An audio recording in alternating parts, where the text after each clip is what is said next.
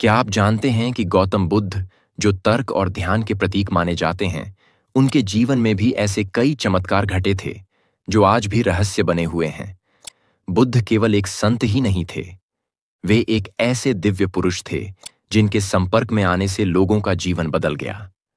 आज हम आपको बताएंगे 7 ऐसी चमत्कारी घटनाएं जिन्हें जानकर आप न सिर्फ चौंक जाएंगे, बल्कि आपके अंदर श्रद्धा और विश्वास की लौ भी प्रज्वलित हो जाएगी।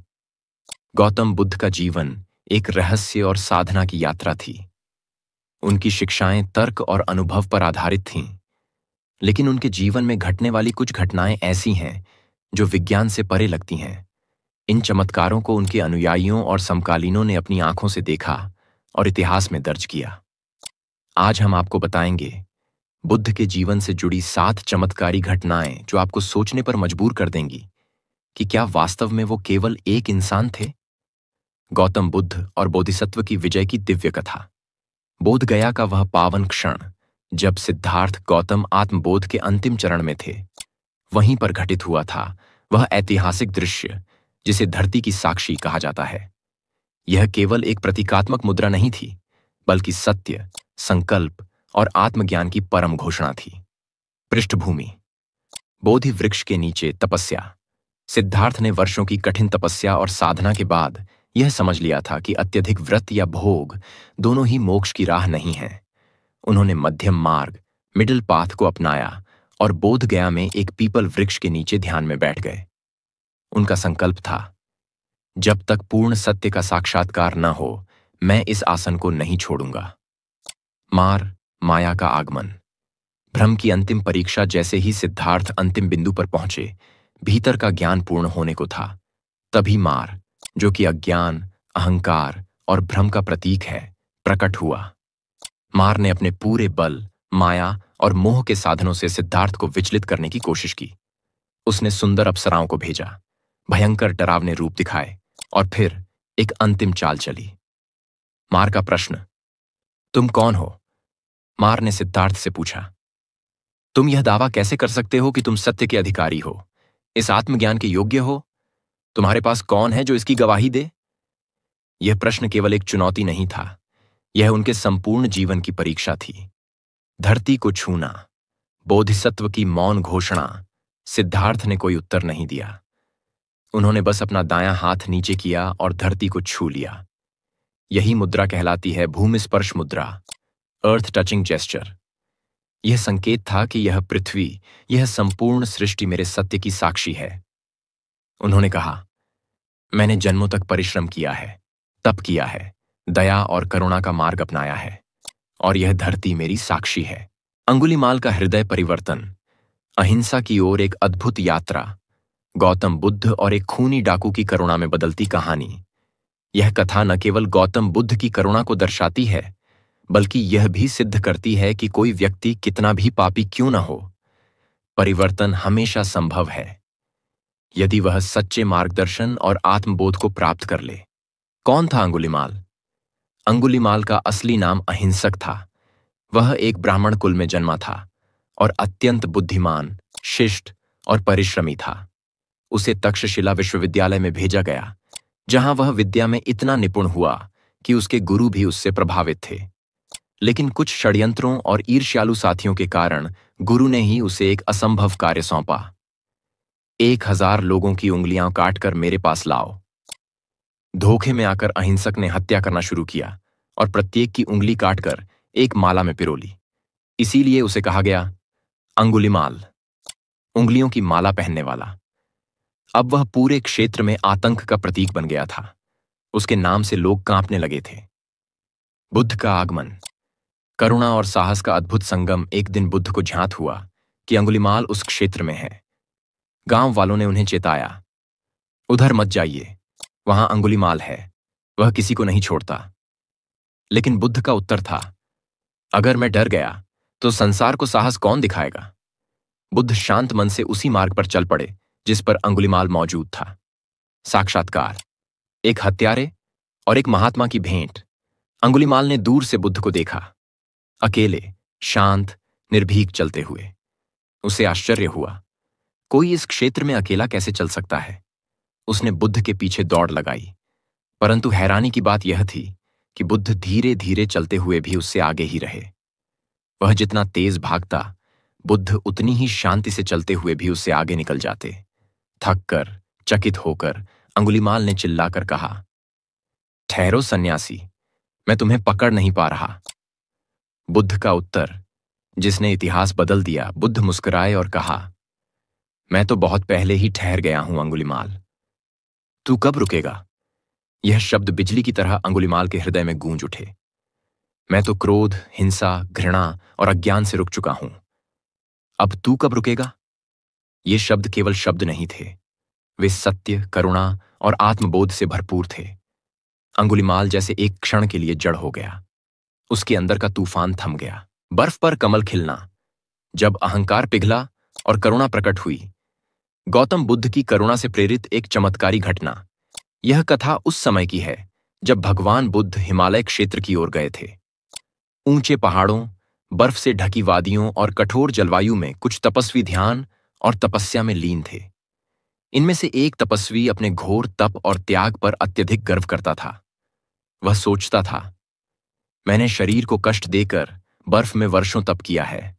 मुझसे बड़ा ज्ञानी और तपस्वी कोई नहीं। उसका शरीर तो स्थिर था, लेकिन मन में अहंकार की आग जल रही थी। अपने आसपास किसी के लिए करुणा, प्रेम या विनम्रता नहीं रखी थी। बुद्ध का आगमन, शीतलता और चेतना के साथ जब बुद्ध वहां पहुंचे, उन्होंने उस तपस्वी को देखा जो बर्फ में बैठा था, लेकिन उसका चेहरा कठोर, निगाहें तीखी और वाणी में अहंकार था। बुद्ध मुस्कुराए और पास जाकर बोले, तुमने बर्फ में शरीर को कठोर किया है, लेकिन क्या हृदय को भी जरा बना लिया है? तपस्वी ने उत्तर दिया, मैंने वर्षों तप किया है, बर्फ में ध्यान लगाया है। इससे बड़ा त्याग और क्या हो सकता है? बुद्ध ने शांति से कहा, जहां करुणा नहीं वहां तप नहीं, जहां अहंकार है वहां बर्फ की तरह जमी हुई चेतना है, लेकिन जहां करुणा है वहां जीवन है, वहीं गर्माहट है, वहीं कमल खिलते हैं। चमत्कार। जब बर्फ पर कमल खिला, बुद्ध के शब्द बर्फ से भी ठंडे लेकिन भीतर से गर्म थे। शांत, सरल और सत्य। तपस्वी भीतर से हिल गया। उसके भीतर एक कंपन हुआ। वह समझ गया कि उसका वर्षों का तप केवल शरीर का था, आत्मा का नहीं। उसी क्षण, कहते हैं, उस कठोर बर्फ पर एक सुंदर कमल खिला। यह कोई सामान्य कमल नहीं था, यह था बुद्ध की करुणा, तपस्वी के अहंकार के पिघलने और चेतना के जागरण का प्रतीक। प्यासा हाथी और बुद्ध का आशीर्वाद, करुणा की शक्ति का जीवंत प्रमाण। एक हिंसक जानवर कैसे बुद्ध की करुणा से शांत हुआ? यह घटना उन दिनों की है जब गौतम बुद्ध मगध राज्य में अपने शिष्यों के साथ विचरण कर रहे थे। गर्मी का मौसम था और एक बड़ा हाथी, जो लंबे समय से प्यासा था, जंगल से भटककर एक गांव की ओर आ गया। प्यास और पीड़ा से बेचैन हाथी उग्र और हिंसक हो गया था। वह दौड़ता, चिल्लाता और जो भी सामने आता उसे कुचल देता। लोग भयभीत होकर अपने घरों में छुप गए। मंदिरों और दुकानों के द्वार बंद हो गए। हर कोई बस यही प्रार्थना कर रहा था, कोई इसे रोक ले। बुद्ध का आगमन, शांति की एक किरण। गांव में अफरा तफरी मची थी। तभी किसी ने कहा, बुद्ध इस गांव में पधारे हैं। गांव वालों ने उनसे निवेदन किया, भगवान, कृपया आप कहीं छिप जाइए।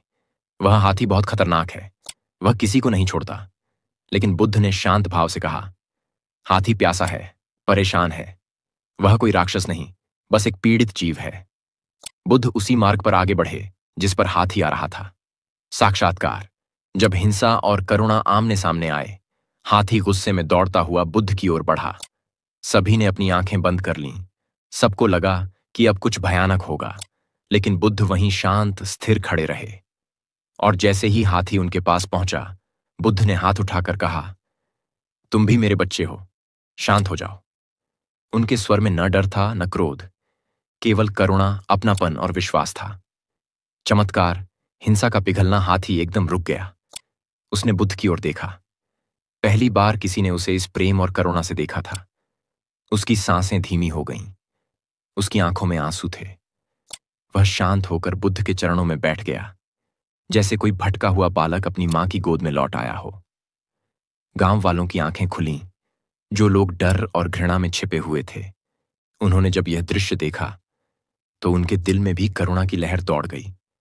उन्होंने समझा, डंडे, पत्थर और डर से नहीं, प्रेम और करुणा से ही सबसे बड़ा बदलाव आता है। बुद्ध का प्रकाशमय शरीर। जब मानव रूप में ईश्वर प्रकट हुआ, बुद्ध के अंतिम उपदेश के समय का दिव्य चमत्कार। यह कथा उस अंतिम समय की है जब गौतम बुद्ध कुशीनगर में अपने जीवन के अंतिम उपदेश देने जा रहे थे। उनके चारों ओर हजारों शिष्य, राजा महाराज, ब्राह्मण, सामान्य जन और स्त्रियां एकत्र हुए थे। सभी जानते थे कि यह बुद्ध का महापरिनिर्वाण से पहले का अंतिम संदेश होगा। चारों ओर सन्नाटा था, लेकिन भीतर सभी के हृदय में एक कंपन था। क्या आज हमारे गुरु हमें छोड़ देंगे? प्रवचन प्रारंभ हुआ और प्रकाश फैलने लगा। बुद्ध शांत भाव से बोले, सभी संगठनशील वस्तुएं नाशवान हैं, अपनी मुक्ति के लिए स्वयं प्रयास करो। जैसे ही उन्होंने ये वाक्य बोले, वहां उपस्थित लोगों ने एक अद्भुत घटना देखी। बुद्ध का शरीर धीरे धीरे प्रकाशमान होने लगा। वो चमकने लगे, मानो कोई सूर्य उनके भीतर जाग उठा हो। उनके चारों ओर स्वर्णिम आभा फैल गई। उनका चेहरा तेज से दमक रहा था, नेत्रों से करुणा की किरणें निकल रही थीं। देवता भी हुए नतमस्तक।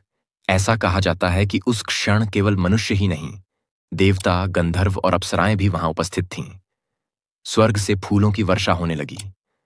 पक्षी शांत हो गए, वायु मधुर हो गई और वृक्षों की पत्तियां थिरकने लगीं, मानो प्रकृति भी नमन कर रही हो। लोगों ने कहा, यह कोई साधारण मनुष्य नहीं, यह स्वयं ईश्वर हैं, जिन्होंने मानव शरीर में जन्म लिया ताकि हमें राह दिखा सकें। प्रकाश से परिपूर्ण विदाई, न अंधकार न भय। जब बुद्ध ने अंतिम शब्द कहे, उनका शरीर प्रकाश में विलीन होता गया। लेकिन वह प्रकाश केवल बाहर नहीं था, वह भीतर जागा हर उस व्यक्ति में जिसने उनके वचनों को समझा। बुद्ध ने शरीर त्यागा, लेकिन उनका प्रकाश, उनके विचार, उनका प्रेम, उनकी करुणा अमर हो गया। बच्चे की मृत्यु और बुद्ध की सीख। जब एक मां ने जीवन का सबसे बड़ा सत्य जाना, मृत्यु की पीड़ा से करुणा और बोध की ओर यात्रा, यह घटना बुद्ध के जीवन की सबसे मार्मिक और शिक्षाप्रद कथाओं में से एक है। एक बार की बात है, एक मां अपने मृत बच्चे को गोद में लिए रोती बिलखती बुद्ध के पास पहुंची। उसकी आंखों में आंसुओं की नदियां थीं और हृदय में केवल एक ही आग्रह, भगवान, मेरे बेटे को जीवित कर दीजिए, आप कृपा करें, आप तो चमत्कारी हैं, मुझे मेरा बच्चा लौटा दीजिए। बुद्ध का शांत उत्तर, करुणा में बसा ज्ञान। बुद्ध ने उसकी व्यथा को गहराई से सुना, लेकिन किसी चमत्कार की बात न करके उन्होंने बड़े ही शांत और करुणापूर्ण स्वर में कहा, हां, मैं तुम्हारे बेटे को लौटा सकता हूं, लेकिन एक शर्त है। मां की आंखें चमक उठीं। बताइए भगवान, मैं सब करूंगी। बुद्ध बोले, तुम पास के गांव में जाओ और उस घर से बस एक मुट्ठी सरसों के बीज ले आओ, लेकिन ध्यान रखना, वह घर ऐसा होना चाहिए जहां कभी कोई मृत्यु ना हुई हो। सत्य की तलाश में मां की यात्रा। वह मां तुरंत गांव की ओर दौड़ी। पहले घर में गई, पूछा, क्या यहां किसी की मृत्यु कभी नहीं हुई? उत्तर मिला, यहां मेरे पिताजी नहीं रहे। दूसरे घर में पूछा, वहां किसी की पत्नी का निधन हुआ था। तीसरे, चौथे, पांचवें, हर घर में कोई ना कोई शोक की कहानी थी। वह सुबह से शाम तक घर घर जाती रही, लेकिन ऐसा कोई घर उसे नहीं मिला जहां मृत्यु ने दस्तक न दी हो। बोध की जागृति, दुख में छिपी करुणा आखिरकार थकी हारी वह स्त्री बुद्ध के पास लौट आई। लेकिन इस बार उसके हाथ खाली थे और आंखें भीगी थीं, लेकिन शांत थीं। उसने बुद्ध से कुछ नहीं मांगा, बस चुपचाप बैठ गई और कहा, भगवान, अब मैं समझ गई हूं, मृत्यु सबका सत्य है। बुद्ध ने धीरे से कहा, मृत्यु से कोई नहीं बचा है, लेकिन पीड़ा को समझकर, उसे अपनाकर ही हम मुक्ति की ओर बढ़ते हैं। नारी के स्पर्श से उपजी करुणा। जब बुद्ध ने एक पापिन को संत बना दिया, करुणा, समता और आत्मा की उज्ज्वल संभावना की कहानी। यह घटना उस युग की है जब समाज स्त्रियों को विशेष रूप से कठोर दृष्टि से देखता था, विशेषकर उन महिलाओं को जिन्हें समाज ने पापिन कहकर त्याग दिया था।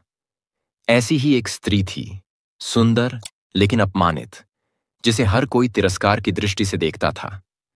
उसका नाम आम्रपाली या किसी स्थान विशेष के अनुसार किसी अन्य नाम से उल्लेखित है, परंतु नाम से अधिक महत्वपूर्ण है उसकी कहानी। वह स्त्री बुद्ध की ख्याति सुनकर उनके पास आई। वह जानती थी कि यह संसार उसे तुच्छ और अपवित्र मानता है, लेकिन उसने सुना था कि बुद्ध की दृष्टि सब पर समान है, चाहे वह राजा हो या भिक्षुक, गृहस्थ हो या पतिता। समाज का विरोध और बुद्ध की करुणा। जब वह स्त्री बुद्ध के पास पहुंची तो आसपास के भिक्षु घबरा गए। कुछ ने उसे दूर भगाने की कोशिश की। तू यहां क्यों आई है? तू इस पवित्र संघ में कैसे आ सकती है? तेरा छूना भी पाप है, तू अछूत है। पर बुद्ध ने सबको रोका। उनका स्वर शांत था, पर उसमें अद्भुत दृढ़ता थी। बुद्ध बोले, एक आत्मा की पवित्रता उसके अतीत से नहीं, उसके वर्तमान संकल्प और भविष्य की दिशा से तय होती है। हर आत्मा में बुद्धत्व छिपा है, बस उसे जागने की आवश्यकता है। बुद्ध का स्पर्श जो आत्मा को बदल दे। बुद्ध ने उस स्त्री की ओर देखा और करुणा से कहा, तुम्हारे भीतर वही प्रकाश है जो मेरे भीतर है। यदि तुम चाहो तो तुम भी उसी दिशा में बढ़ सकती हो। वह स्त्री रो पड़ी। उसे पहली बार किसी ने बिना तिरस्कार, बिना भय और बिना लालच के देखा था। उसके आंसू केवल पश्चाताप के नहीं थे, वे आशा और प्रकाश के आंसू थे। वह बुद्ध के चरणों में बैठ गई और बोली, भगवन, क्या मैं भी इस पथ पर चल सकती हूं? बुद्ध ने मुस्कुराकर उत्तर दिया, यदि चित्त शुद्ध है तो मार्ग सभी के लिए खुला है। पुनर्जन्म। जीवित अवस्था में ही उस दिन से वह स्त्री संघ में दीक्षित हुई। उसने संयम, ध्यान और सेवा का जीवन अपनाया। वह पहले जहां समाज के लिए अपवित्र थी, वहीं अब वह संघ के लिए एक प्रेरणा बन गई। वर्षों बाद वही स्त्री एक संत के रूप में जानी गई, जिसकी वाणी में प्रेम था, जिसकी दृष्टि में करुणा थी और whose जीवन में बुद्धत्व प्रकट हो चुका था। इस कथा का गहरा संदेश, कोई भी व्यक्ति इतना पापी नहीं कि वह परिवर्तन न कर सके। बुद्धत्व किसी विशेष वर्ग, लिंग या जाति का अधिकार नहीं, यह हर आत्मा की संभाव्यता है। जो समाज त्याग देता है उसे करुणा अपनाती है, और वही सबसे बड़ा चमत्कार है। अगर इन कहानियों ने आपके दिल को छुआ है और आपको गौतम बुद्ध के दिव्य रूप की झलक मिली है, तो इस वीडियो को लाइक करें, कमेंट में बुद्धम शरणम गच्छामि लिखें और चैनल को सब्सक्राइब करें ताकि आप और भी प्रेरणादायक कहानियां मिस न करें। आप कौन सी घटना से सबसे ज्यादा प्रभावित हुए? नीचे कमेंट करें। ऐसे ही और वीडियो के लिए हमें सब्सक्राइब करें और तब तक देखते रहिए गौतम बुद्ध की ऐसी ही और स्टोरी आप हमारे चैनल पर जाकर।